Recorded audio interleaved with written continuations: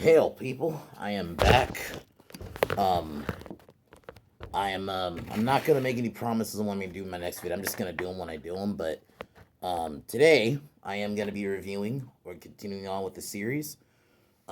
We're doing Halloween 5, and this one I saw not long after 4, and this one is one that a lot of people hate. Like, you put worst Halloween movies. This is you. A lot of people's either number one or two worst. Where do I put it?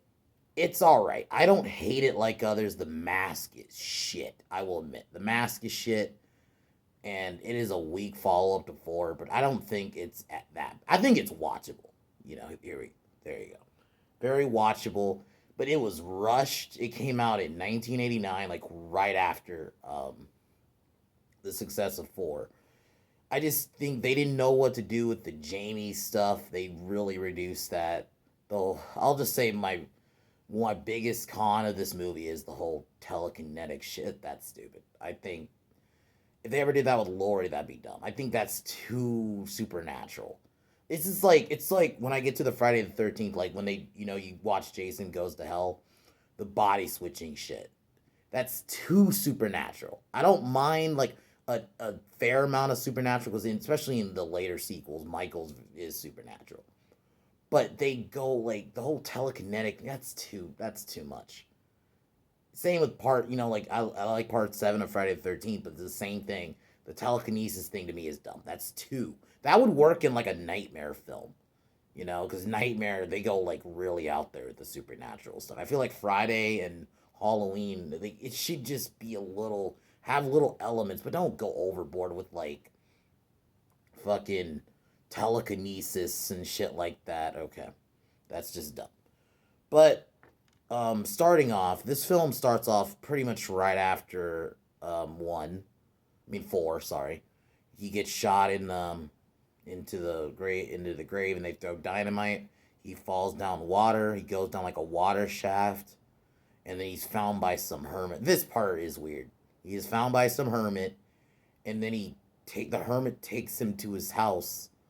This is weird. Like, why does he not know who this is? And then he takes care of him basically a year. So now it's October 30th, 1989. Michael wakes up, and then simultaneously, while this is happening, we are seeing Jamie. She apparently is mute. That's the other portion of this movie I do not like.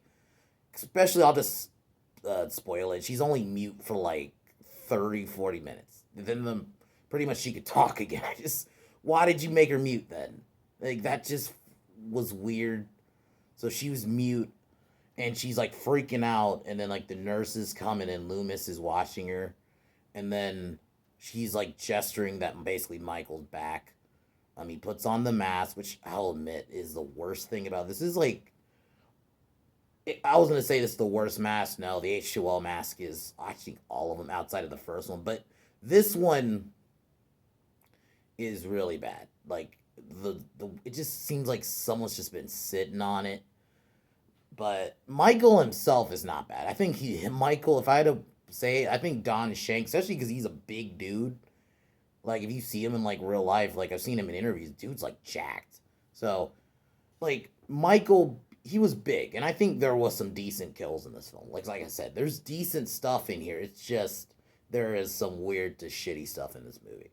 So he kills the hermit. They don't really show. He just throws something on him, and then that's it, and then he leaves. So then the next day is Halloween. Jamie is in like some psychiatric hospital, and we see Rachel again. Jamie's put in the psychiatric hospital after what she did to her mom, and we learn that the mom survived. And we also meet her friend Tina, which this is another reason people hate this movie. The character Tina is pretty annoying. I don't find her as annoying. I think she is annoying, but she's not. I don't hate her like some people hate her, but she is pretty annoying in this movie. We see Loomis, and Loomis's performance in this, I'll say this, he goes fucking crazy in this movie. Like, when I get to a certain scene, yeah, he goes fucking crazy. And apparently, Danielle Harris, who in real life has described, like, apparently Loomis was like drunk. or like Donald Pleasence. Like he apparently, she said like in one of the scenes she could smell like alcohol in his breath. But so someone throws a rock through the window and it says "kill the evil child" because that they learned what Jamie did, and basically they think, oh, she's gonna be like the next Michael. Which, you know what's fucked up? They don't really explore that. I actually, that idea really is interesting, but they don't even address it. Like it's just, oh, kill the evil child on a paper. It was like on a paper on a brick, and then that's it. They don't even really address it later on. So it's kind of disappointing. I would actually, I don't know. This film was really rushed, so that's probably why they just introduced it and just never went anywhere with it. Because I think that concept is really interesting. So Loomis talks to Jamie, I mean Rachel, about like saying like Jamie's okay, and so Rachel goes off with her friend Tina, and then it's been a minute since I've watched this movie. So we also see that Jamie is playing with her friends on well, she's in like this like the kid part of the psychiatric hospital. There's like all the toys, and Rachel's taking a shower, and Michael basically is stalking her throughout the house, and she has a dog, another dog. It's like a I don't. It's either a Doberman or like a Rottweiler, like the same kind of the black and brown colored dog. And Jamie, because she has a telekinetic link to Michael, something this is really dumb. I will admit. But so she basically tries to warn Loomis. Okay, so Loomis calls the police, well, calls Rachel, and basically warns her, tells her to get out of the house. So the cops show up. Oh my god. Okay, this is another part of the movie that is really bad. These cops show up, and when they walk, they're playing. It's playing like clown music, like you're hearing like clown sounds. Oh my god, it's really bad. I don't know why they thought this was a good idea. So they show up, investigate the house, nothing happens, they leave, and then she takes a shower, I think she's about to get dressed, and then Myers kills her with scissors. This scene, I will say, is badly executed. I think they kill her way too soon. Like, Rachel's such a good character, and then they don't even fully show it. Like, he grabs the scissors and then just stabs her in the shoulder, and then she screams, and then they cut it. So we don't even really get to see her actually die. And I think I don't actually mind the idea of killing her off in this movie. It's just, should not have done it so early. I think it should have been like, where Tina dies, which I will get to, is where I think Rachel should have died, and I'll explain that more. So now, Tina comes over and she finds the dog but doesn't find Rachel. And we also meet her friend Samantha. Um, So that happens, and then they're talking about a party later on where we meet Mike, who's Tina's boyfriend. He's like this greaser dude. He's kind of a douchebag, and he has like a nice car. We also meet Billy, aka Spitz, which is Samantha's boyfriend, and they're planning a party. And I think he's planning on basically because he works at a store, so I guess he's gonna give him like basically beer.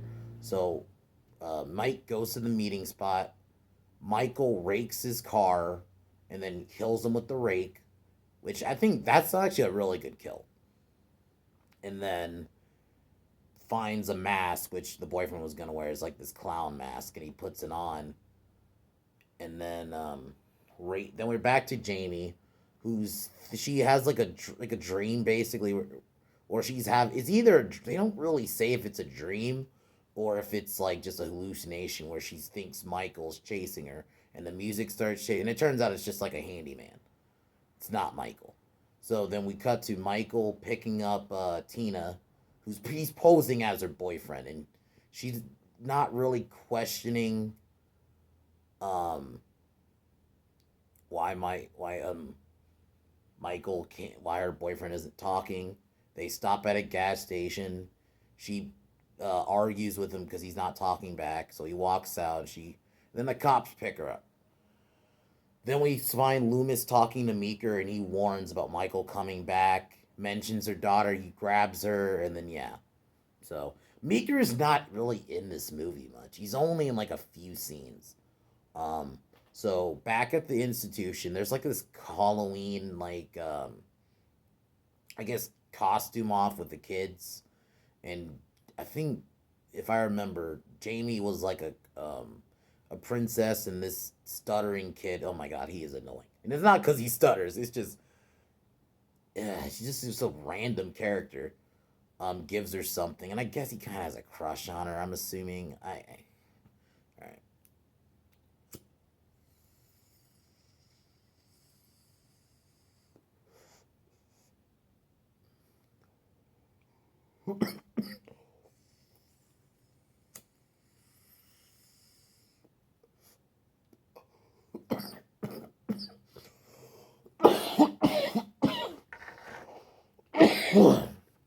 So Tina comes back to the hospital and is trying to talk to Jamie, and Jamie wants her to stay because she knows Michael's out there, and Tina doesn't want to stay because she's going to a party.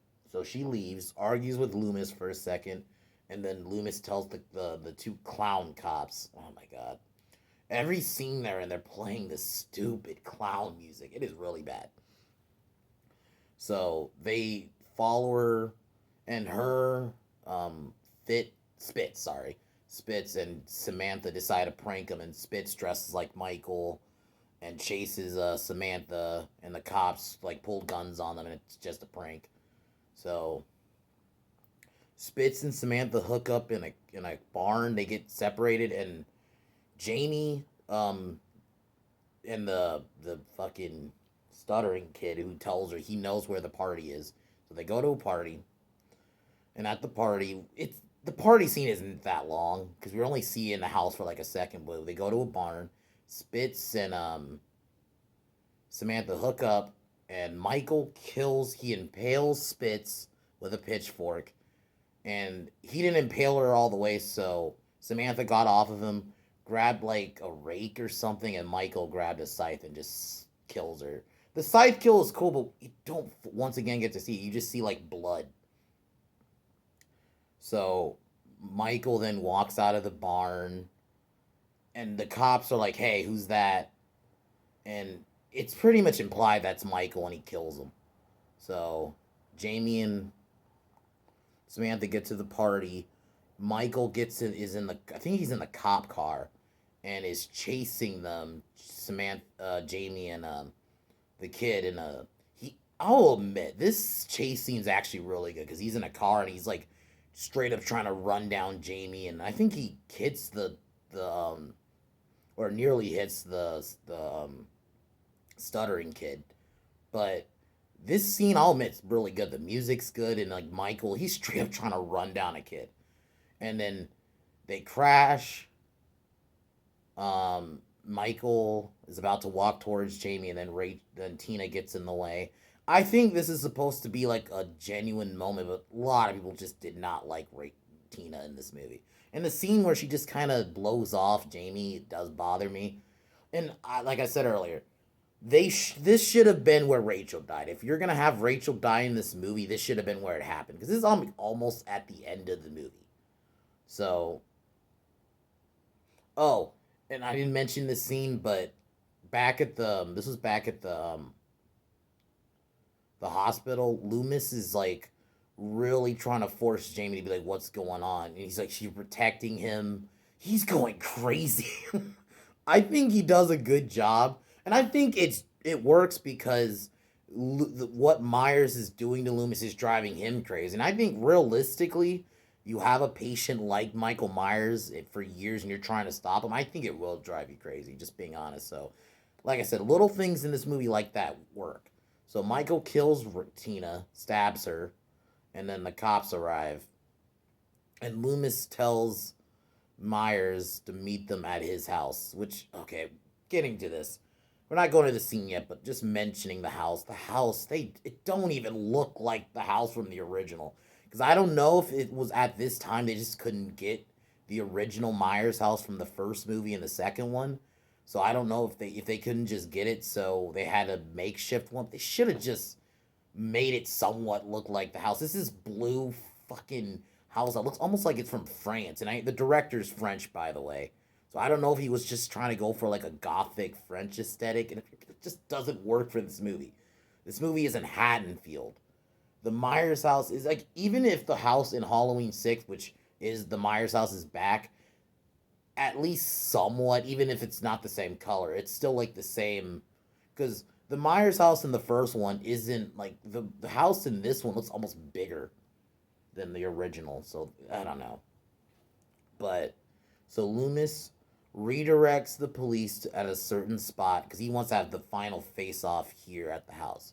So there's one cop who's with them, and basically Loomis, basically he almost kidnaps him. It's like, because he has this like whole plan. He's gonna sacrifice Jamie and all that. So that happens. Myers kills the cop outside, gets in the house, and now we have this whole chase scene. Um, Myers tries to get into the room. The one cop is trying to protect Jamie. He tells Jamie to go, and then Myers kills the one cop basically by hanging him from a window. So there's some solid kills in this movie. It's just like I said, um, some disappointments.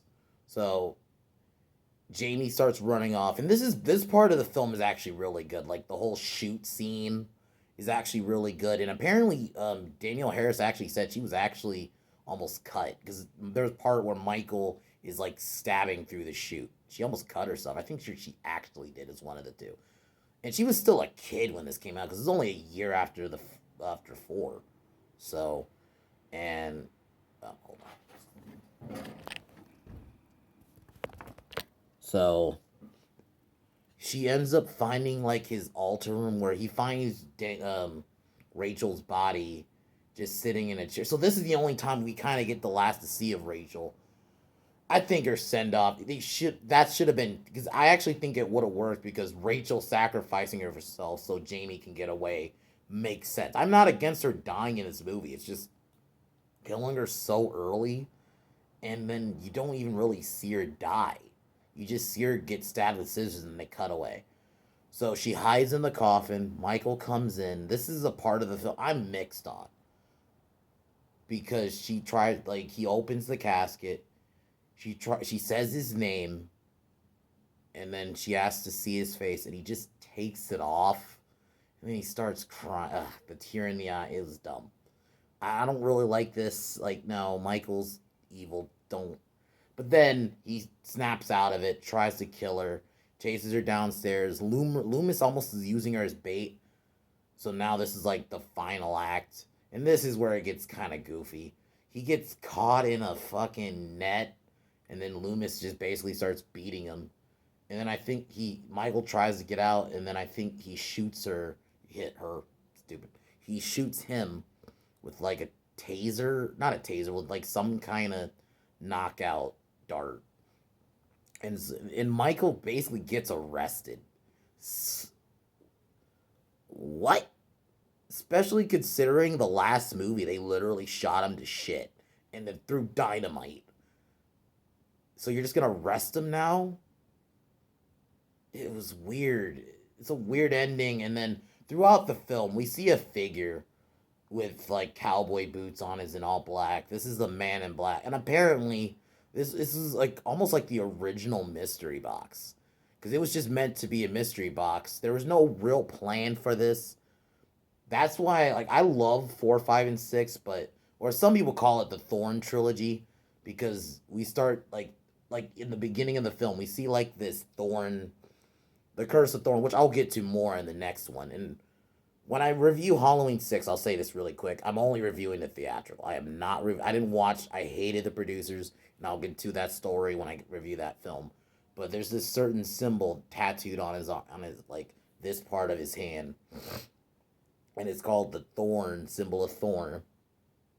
And we see it for like a quick second, but there was no real plan for this Man in Black. You just see him throughout the film. You hear like gunshots, and then basically Jamie walks in, and then she sees Michael's cell open. There's like fire, and you hear this music, and then she starts screaming no, and then the music hits in the end, and then that's the end of the movie. So Halloween 5, like I said, is an interesting one. There's some good things. I think Don Shanks was a good Myers, even if the mask was shit. I think the shoot scene was really good, but that ending is kind of weak. It's not the worst ending, but it's up there. Then the music was decent. It wasn't like, it doesn't stand out because I just feel like it's more of like basically a continuation of the Halloween 4 music, but it overall, like I said, out of 10, I'd give this film like a 6. I don't think it's as bad as some say. And honestly, I would put this my sixth favorite because I will get to why I understand that's kind of high for a movie a lot of people hate. Like I said, I'm not like other people. I don't hate this movie. I just think there's just the telekinesis stuff was dumb. Making Jamie mute made no sense. Killing Rachel off so early too, because she was such a beloved character in the fourth one. You just kill her and like, and you don't even really see her.